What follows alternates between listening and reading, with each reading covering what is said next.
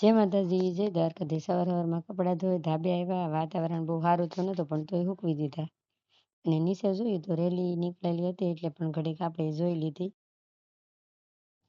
નીચે આવીને મારે આ હિંગ દળવાની હતી. આખી હિંગ લાવેલા હતા ને એટલે તમે લાવો કે આખી હિંગ દળીને આવી રીતે સાળવાની હતી. એટલે જો દળીને ને પછી સાળી લીધી અને જો હવે ડબલામાં ભરવાની છે. એટલે આપણે મસ્ત મજાનું ડબલું લઈ લીધું છે અને ભરવાની ચાલુ કરી દીધી. આ તો અમારા આ ભાઈ મમ્મી મને ખાવાનું દે. આ ભાઈ શનિવાર રહેલા છે એટલે કે મમ્મી મને ખાવાનું દે.